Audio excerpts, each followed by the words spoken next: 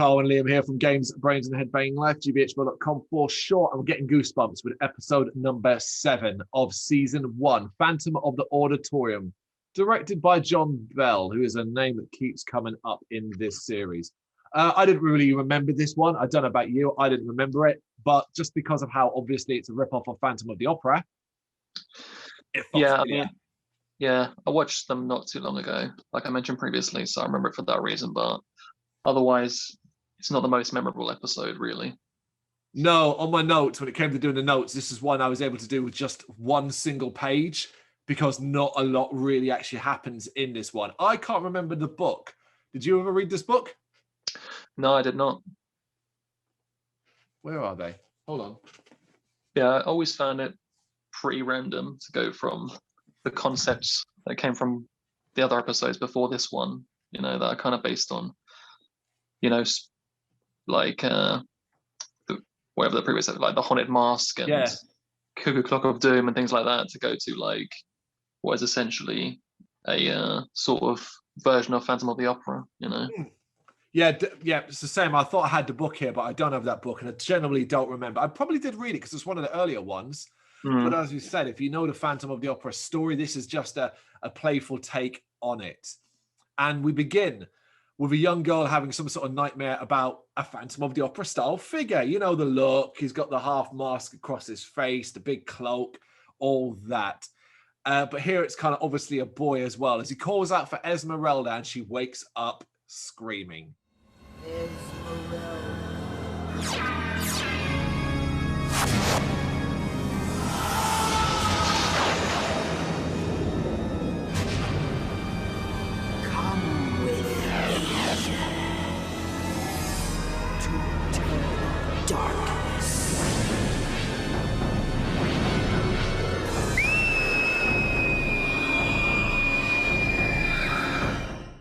The camera work then, it focuses on a book called The Phantom at the side of her bed. And this is Brooke, played by Jessica Moyes, who we later see in an auditorium having got the part of Esmeralda in a play called The Phantom. So obviously she's dreaming about the work she's currently doing. Never really explained quite what this play is in regards to the school. Like, if it's a drama club, a drama school thing, why is it literally like 5 or 6 people? No more than that. It's not like a class, is it? No, I mean, it seems like quite a big production, but like you say, it's quite a smaller group of people, so it's a bit strange. Yeah, it's strange as well. Is the angle in this episode of how, you know, it's the old thing, no one's put this play on for 70 odd years because the last time they tried, someone died. That has been used in modern horror movies as well. In the one that what's it called? The one with the noose, the hangman thing. Oh, what is it called? I had a sequel. Oh, fuck, it's gone from my head. Yeah, I'm not sure. Yeah, there was one, it's found footage movies as well. But anyway, so she jokes at a boy named Corey, played by Philip Eddles, about her understudy Tina wanting the part. Tina is played by Julie Annis, but she says she doesn't want the part because the play is cursed. And then we get the backstory. She explains that her grandfather went to the school 72 years ago. For some reason, they said 72. So specific, not 70, 72. Yeah, that is very specific. Yeah. And her grandfather said the play is cursed. She then recants the story as we see someone is watching from high above. Goosebumps, all the episodes love this. Someone's watching from afar POV. Definitely. The year the school was built, the Phantom was to be performed. However, the boy who was to play the Phantom disappeared completely, and he was never found. A year later, they tried to put the play on again, but the ghost of the boy apparently appeared on stage. So, yeah. Considering where this boy apparently died, as we'll find out later on, I can't help but think the school didn't look very hard for him. That's a very good point. Yeah. We then get the first scare, as per usual in Goosebumps, as a gloved hand reaches out from behind the curtain and grabs Brooke. His ghost appeared on stage. Come with me.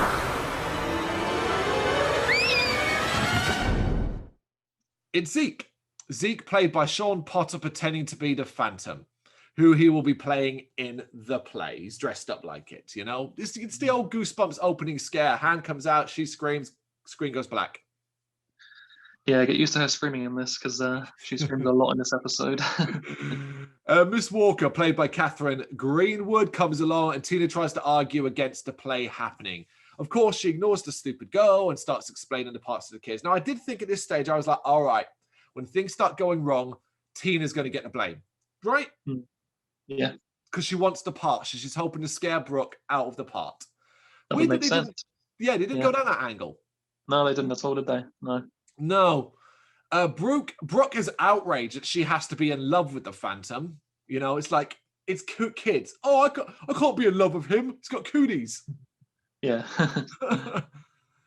We then see Corey disappear into a trapdoor slowly. Miss Walker tells the kid to stay away from it as it's not been used in a long time and is still being worked on. And it's like, there's your foreshadowing. There's your thing. Brooke then has a flashback to her dream about the trapdoor, and we see someone dressed as the Phantom watching from above. As they're let out, Brooke and Zeke stay behind. Zeke wants to mess around with the trapdoor, and Brooke tries to tell him that she dreamt about it, having never seen it before. Fair enough. He teases her, and she agrees to go down the trapdoor with him. Down below, they find it leads to a basement, an area below the basement, and Brooke's glasses fall off. While she's looking for him, Zeke does the disappearing act, and it's also he can just jump out at her shortly afterwards. It's quite an irritating moment. It's like, why would you be doing that now? Zeke! Looking for these? Ah! That's not funny! Ow, cool it. You cool it. Where are we? I don't know. Definitely. He has her glasses though, so he gives them to her and they head back. But now Zeke can't find a switch, and we get a rat scare. I just wrote rat with 2 exclamation points. Bloody rats. Yeah, man. The trapdoor then starts to head up with the kids in tow, but almost at the very top, it stops moving. Zeke gets Brooke to give him a boost up, but once up, a hand reaches up to help her. And when she climbs up, it is a man now who frightens her, you know? Because rats and men. Yeah, this is a very jump scare attempty episode. Yeah, that's why I said there's a lot of scenes with her screaming because she's constantly being like spooked. This is Emil, played by Eric Fink, and he speaks with a very sinister tone and tells the kids to stay away from the trapdoor. He shouts it at them, in fact, as they run away. Who are you? Emil, the night janitor. What are you doing here? School's closed. We had a late rehearsal. How do you know about the trapdoor? Miss Walker showed it to us. Didn't she tell you how dangerous it is? Stay away. The next day, Brooke meets Brian, who is a brand new kid. Brand new kid. Yes, indeed. Yeah, he says he would have liked to have been in the play and then meets Tina. Brooke goes to get a script from a locker and is followed by a man. We get a crappy jump scare with a skull mask and a note on the locker. It tells her to stay away from my home, sweet home, Esmeralda. The exact words. Yeah. Another teacher then startles her. She then confronts Zeke about the note, who denies it and blames the Phantom. I mean, here's the thing, right? If you're going to say, I didn't do it, don't go, I didn't do it. It was probably the Phantom. That is not a good argument for your case. Nobody's going to buy into that, are they? No, not at all. She then has some more flashbacks before we cut to her screaming at home. Yes, lots of screaming. She's trying out, and here's the thing, when this cuts and she's screaming, it turns out she's trying out her lines for the play. And I was a bit like, okay, so is the line just ah or scream? Must be. A noise in her closet gets her up, and a checkers game falls out, startling her. And I was a bit like, holy shit, guys, you need to calm it with these jump scares now. That is one's too many. She then closes the closet and in the mirror sees the Phantom in her room. She screams, and I wrote so bloody much, but it's Zeke here for rehearsals. And think about that, man. I mean, these notes sound like we're doing quick summation of the episode. But that's the thing, the 20-minute long episodes, this is a literal talk through of the events that happen. That is 4 jump scares in attempts in the space of, I counted, 1 minute and 46 seconds. Yeah, it's a lot. Yeah.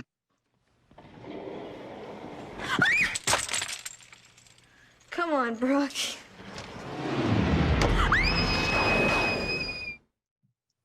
We then cut to Brooke on stage, learning her lines as Tina reminds her that the play is cursed. We see her giving orders to the new kid. This is Brian, as I said before, who's played by Stuart Stone, about painting some backgrounds. I wrote, Tina is a bitch, and we see her heading upstairs. You know, sometimes they write these kids really bratty, and Tina's one of them. Yeah, so it's like you said, it would have made sense for her to maybe try to stab her in the back, because that was the kind of character she was anyway, you know.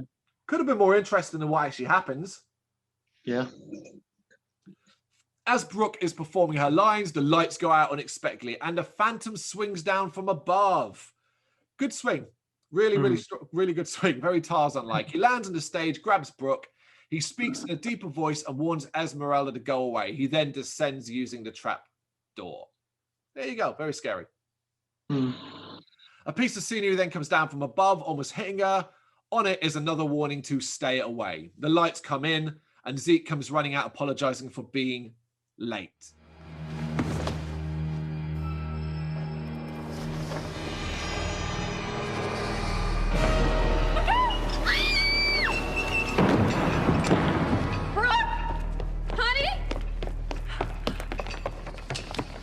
Stay away, Esmeralda, or else.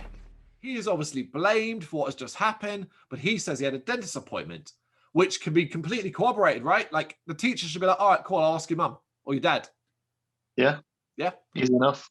And then when that happens, you'd be like, oh, okay, so what actually just happened here? Maybe we should investigate the weird stuck behavior and the person who was dressed like a phantom, who swung, because right, here's the thing, forget all of that. Imagine it was Zeke.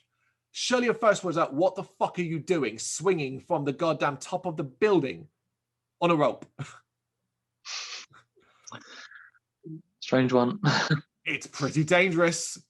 Tina then notices the paint has a trail and suggests they follow it to find the culprit. And it leads to a locker. And of course, we all know what locker it's going to lead to. Zeke's. When they open it, inside is a paint can and a paintbrush. Zeke tries to defend himself. Brooke actually then starts to stick up from here, but regardless, he's kicked out of the play. Zeke, Brooke, and Brian are talking about the play being cursed and stop the talk to the janitor. He says cleaning will have to wait till tomorrow, but Brooke wonders out loud why Emil, the night guy, can't do it. The janitor says no such person exists. The job doesn't exist. No such thing as a night janitor. There's just a janitor. And apparently that just gets forgotten about. Just move on. That's not really mentioned again, is it? Not at this point, anyway. Later in the auditorium, they're talking about it. Brooke wants to go back down the lift, and the two boys go with her. Once down, they find themselves trapped as the lift goes back up of its own accord. They look around a bit and find a room, and inside they discover that someone has been living there. The Phantom then appears, and they run for it. He chases and grabs Brooke. He has a filthy mask on, and Brooke manages to pull it off, revealing Emil, the supposed night janitor.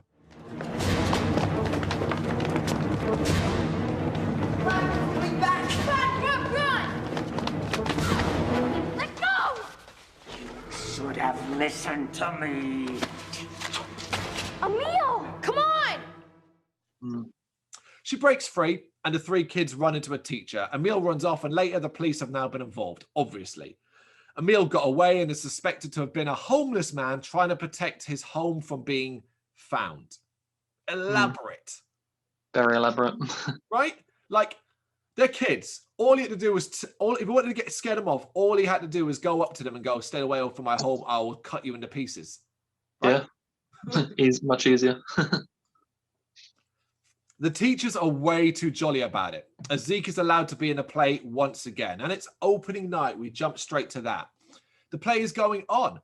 It's the moment when Zeke, as the Phantom, should come up from the trap door, but the button isn't working. Brooke tries to stall on stage, which I did quite like. And then we see Zeke is grabbed by someone else from behind. We know what's going to happen here, right? I mean, this episode, you can kind of guess exactly what is going to happen as well, particularly when one random character is just introduced later on from all the rest. Yep. The Phantom rises and grabs Brooke. She looks into his eyes, and instead of seeing eyes, she sees fire, CGI fire, which was a look. Yeah, another wonderful effect. Esmeralda, so have I. Not so rough, Zeke. Fair Esmeralda. I have lived under this theater for more than 70 years. I was to play the Phantom on this very stage. This, though, convinces her that it's not Zeke, obviously. The Phantom then reveals he is the boy who disappeared 72 years prior, and he died when he fell into the hole of the trap door. He's been waiting. Go on, sorry. Tragedy. yeah. And here's the thing, I'll get to it when after this part. He's been waiting for the chance to play the role he was meant to play. So he fell into that hole, that trapdoor hole, and no one, and they said he was never found. How? Yeah, you think they would have found a skeleton or just his corpse, or maybe smelt it even to go a bit dark. Absolutely, it doesn't quite make sense. Brooke pulls his mask off, revealing it's Brian underneath. He screams. This seems to freak him out because he screams no and falls backwards into the trapdoor hole. Yeah. Everyone applauds, thinking it was part of the show. Like the crowd apparently loved this completely change in direction to the play, and we're just like, yeah, these kids are killing it. Woo! That's such a cliche thing, isn't it? Like an audience just believing everything they see on stage and thinking it's part of the show and just applauding it. Like never thinking like it's clear as day that this isn't supposed to be happening, with the way that people are acting and whatnot, But I suppose it does make some sense. How can you tell the difference, obviously, between what's supposed to be going on and what isn't? But like sometimes it's kind of obvious, and I think that's kind of situation where it was plainly obvious that this isn't what was supposed to be taking place. I think it is because the play is supposed to already be printed. It's supposed to follow a certain format and understanding. And you'd imagine most people would have an idea of what that is. Well, it's supposed to be Phantom of the Opera, isn't it? So basically, it's got like it's got it's a classic tale that doesn't really deviate. Yeah, but no one seems to mind that it was not on script, including the teachers. Teachers like, oh my God, guys, that was amazing. Zeke improvisation, man. yeah. And Zeke is then brought up after being hit, and it appears he was hit in the head. And alongside him now is a yearbook dated 1923 next to him. When Brooke opens it up, she sees Brian's picture was in it. What a twist, even though they'd already revealed the twist. Never was until now. And there's the boy who was supposed to play the Phantom in 1923. That's the boy who disappeared. Oh man, I don't believe it. It's Brian Coulson. Yeah, I didn't really care for this one. Yeah, like I mentioned, it's definitely one I remember, but it's shot. I think it's shot fairly well, and I think the set they use is nice because it looks like a legit sort of theater, and maybe the stage and stuff like that in the underground of the stage area. It looks like they used legit building, so it kind of like has that going. It's all executed fairly well. It's obviously what it's going for, so you can't really criticize it too much for that. But it's probably one of my least favorite episodes, I would say. I just don't think I'm like the biggest fan of Phantom of the Opera as it is anyway. So to have something based on it, I found kind of like dull compared to the concepts that came before it, like I said. Yeah. 100% agree. I mean, the only other thing I praise as well is I do think the performances of this episode are particularly good, in regards to what's required. Yeah, we laughed and joked about the Brooke character screaming, but she can scream. Yeah, no, it's annoying, but I do think she is obviously supposed to be screaming. She's supposed to be doing that, like you said, and sometimes she's reading the script and it's telling her to do it and whatnot, and her performance otherwise is good, and her scream is convincing. I'll give her that. Yeah, I think it's like interesting that they felt the need to put that little twist in at the end of him being in the yearbook. It just kind of, the Goosebumps episodes always seemingly end that way, don't they? With a little twist at the end. It felt like it was just shoehorned in there because we have to have one kind of thing. It just felt like a bit too much because you already had the twist already revealed that it was the boy that had died and stuff like that. So it just felt like they added something in at the end, last minute or something. No, I agree. It is a very Goosebumps trope of those twists. It's not going to change. The last thing I'll say before we wrap up this episode is that it often hurts as well if you've ever read or seen variations on the Phantom of the Opera done differently. And for me, I know very, very well the Terry Pratchett Discworld book, Masquerade, which is obviously a pun and play on the Phantom of the Opera thing, but it is an incredible story. One of my favorite Discworld books. So for me, any other variation can't touch it. So there's that. Fair enough. Yeah, I think all in all, it's just a solid filler episode, but pretty forgettable and not particularly like scary. I'm not sure like how a young child would perceive it, but I think it's like lacking in the scare department, maybe. No, I agree with that. Particularly with what came before and what comes later as well. Unless you like jump scares, of course. Yeah. I mean, there you go. There's scares. That's more than horror after all. That's true, actually. I'll give it that. It does have jump scares. Yeah. But let us know what you would think of it in the comments. Thank you very much for watching. You can check us out on gbhbl.com as well as on Facebook, Instagram, Twitter and Tumblr. Go to Patreon to help us out over there. That's patreon.com/gbhbl, as well as Big Cartel, where you can find some of our merchandise. We have a podcast running on SoundCloud and Apple Podcasts. And of course, if you like this video, do us a favour, hit the subscribe button and help the channel grow. Games, horror and heavy metal. What else is life for?